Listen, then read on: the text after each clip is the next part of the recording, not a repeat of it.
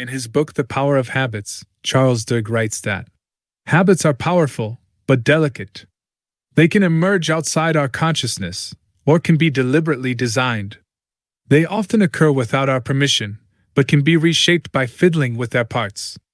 They shape our lives far more than we realize.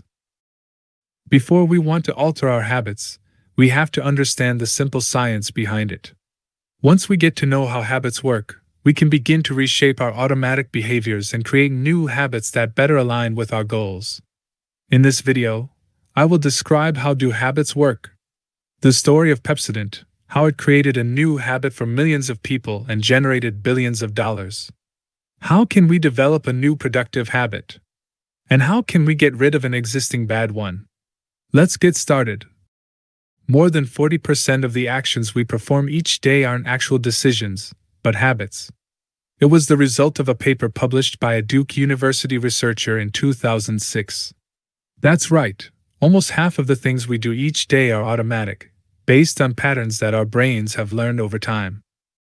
Habits are simple. They always work through a constant loop of 3 steps: cue, routine, and reward. The cue is a trigger that starts a habit. It can be anything that prompts you to take action, such as hearing your phone beep. The routine is the actual behavior that we perform, which we generally refer to as the habit itself. It's the action we take in response to the cue, like pulling out our phone and checking it after hearing that beep. And the reward is the outcome that reinforces the habit. In this case, it could be the satisfaction of knowing that there is something important or interesting waiting for you on your phone, or simply the relief of not missing out on any important updates. It's as simple as that. Our brain receives a cue or trigger, it starts anticipating the reward, which leads us to perform the routine. Take the example of yourself, in the exact current moment, while watching this video, if you are currently finding it interesting. In this scenario, the cue is the feeling of interest you are experiencing. This cue triggers the routine of continuing to watch the video, which is the behavior or action that you take in response to the cue. The reward in this case could be the satisfaction you will get from learning something new or the fulfillment of curiosity about what comes next. On the other hand, if you are feeling bored while watching the video, that feeling would be your cue. It will be encouraging you to close this video and to find something new and interesting to watch. The reward would be finding a new video that you will enjoy, learning something new, or simply the satisfaction of being entertained. It's always this 3-step loop that is responsible for all our actions. It seems ridiculously simple, but once you're aware of how your habit works, once you recognize the cues and rewards, you're halfway to changing it. We don't do anything in our lives without this 3-step process. We just don't realize it. Now let's come to the story of Pepsodent, and how it created a new habit for millions of people and generated billions of dollars. This story is from the book I mentioned at the start, The Power of Habits by Charles Duhigg. One day in the early 1900s, a prominent American executive named Claude Hopkins was approached by an old friend with a new business idea. The friend had discovered an amazing product that he was convinced would be a hit. It was a toothpaste, a minty, frothy concoction he called Pepsodent. Claude Hopkins was best known for a series of rules he used, explaining how to create new habits among consumers. Within 5 years of that partnership, Hopkins turned Pepsodent into one of the best-known products on Earth and, in the process, helped create a toothbrushing habit that moved across America with startling speed. It had become a ritual for more than half the American population. Hopkins had helped establish toothbrushing as a daily activity. The secret to his success was that he had found a certain kind of cue and reward that fueled a particular habit. So what, exactly, did Hopkins do? He created a craving. And that craving, it turns out, is what makes cues and rewards work. That craving is what powers the habit loop. Throughout his career, one of Claude Hopkins's signature tactics was to find simple triggers to convince consumers to use his products every day. To sell Pepsodent, then, Hopkins needed a trigger that would justify the toothpaste's daily use. He sat down with a pile of dental textbooks. It was dry reading, but in the middle of one book he found a reference to the mucin plaques on teeth, which he afterward called the film. That gave him an appealing idea. He resolved to advertise this toothpaste as a creator of beauty, to deal with that cloudy film. But the reality was that toothpaste didn't do anything to help remove the film. In fact, one of the leading dental researchers of the time said that all toothpastes, particularly Pepsodent, were worthless. That didn't stop Hopkins from exploiting his discovery. Here, he decided, was a cue that could trigger a habit. Soon, cities were plastered with Pepsodent ads that read, "Just run your tongue across your teeth. You'll feel a film. That's what makes your teeth look off color and invites decay." The brilliance of these appeals was that they relied upon a cue, tooth film, that was universal and impossible to ignore. Telling someone to run their tongue across their teeth, it turned out, was likely to cause them to run their tongue across their teeth. As you just did? Hopkins had found a cue that was simple, had existed for ages, and was so easy to trigger that an advertisement could cause people to comply automatically.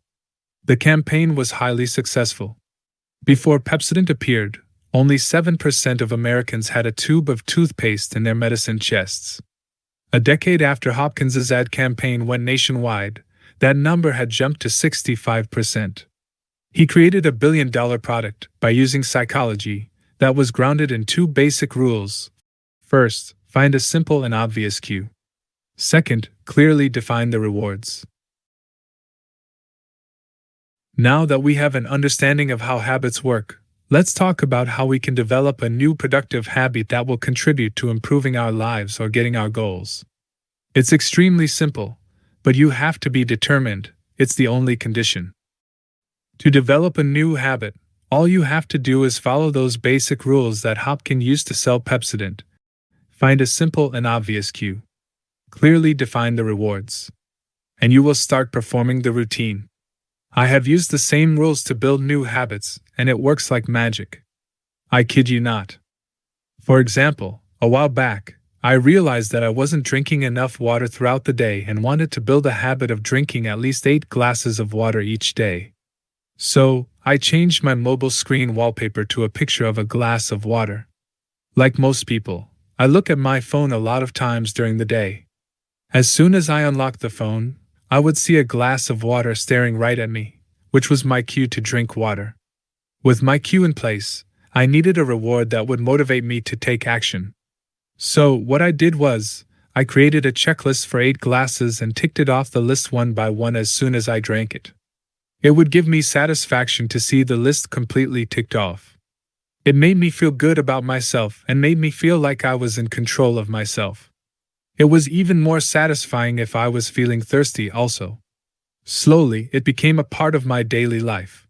I would see the glass of water on my phone and my brain would start anticipating that feeling of accomplishment that came with ticking off the checklist, and I would start to look for the water to drink. It became a habit that I have till this day. You can also use this technique to build any habit you want. Just find a cue or create a new one. Assign a reward to it. The reward may vary depending upon the habit you want to build. At first, your brain will not immediately start anticipating the reward, but after some time, it will absorb the pattern and will start craving it as soon as it gets the trigger. It's important to note that the reward should be given soon after completing the action prompted by the cue, as this will strengthen the connection between the cue and the action in your brain. Over time, the anticipation of the reward will become associated with the cue, making it easier and more automatic to perform the desired action. According to studies, it takes 15 to 65 days to build a long-lasting habit. So you have to be determined at the start, and it will become easier as the days go by. Remember, change is a direction, not a destination. Just point yourself in the right direction and the results will follow. Let's come to the final part of the video, how to get rid of bad habits. The truth is, you can't directly get rid of a bad habit, but you can replace it with something positive. For that, in his book, Charles suggests the golden rule of habit change, that is, you can't extinguish a bad habit, you can only change it. To change a habit, you must keep the old cue and deliver the old reward, but insert a new routine. It works a lot like building a habit that we discussed earlier in the video, but with slight changes. Instead of creating a cue and a reward, you have to identify them. Pay attention to the bad habit and figure out what is triggering it and the reward that reinforces it. You already know the routine, you want to get rid of it. One of the developers of habit reversal training, Nathan Azrin, states, "It seems ridiculously simple, but once you're aware of how your habit works, once you recognize the cues and rewards, you're halfway to changing it." Once you have clearly identified the cue and reward for your bad habit, it's just about changing the routine. I will give my own example once again. I am not sharing just theory in this video. I have used this method and it works. I would encourage you to try it out, and with determination you can get rid of any habit that you feel might be holding you back in life. I was wasting too much time scrolling through social media, which was hindering my productivity and wasting my valuable time. So I decided to get rid of this habit and start doing something positive with that time instead. First step to achieve this change was to identify the cue that was triggering my routine. I had to figure out the trigger that led to the automatic opening of social media and start scrolling mindlessly. After paying some attention, I figured out that it was boredom that was triggering it. And the reward was escape from boredom by getting instant bursts of dopamine through watching my social media feed. As I was doing it for a long time, I needed a solid cue so that I would know when I was about to start that routine and wouldn't start it subconsciously.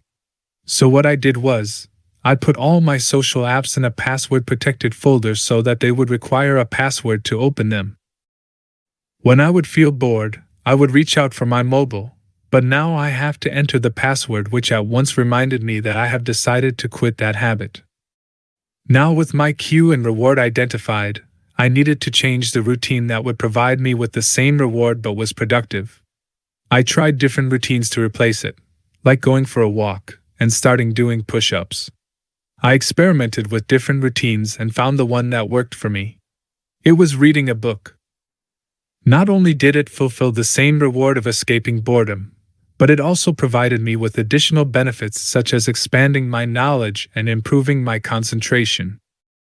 You can also use this golden rule of habit change to get rid of any negative habit and replace it with a positive routine that would better suit your goals and improve your life. All you have to do is follow the simple steps. Identify the cue and the reward, replace the routine that provides the same reward.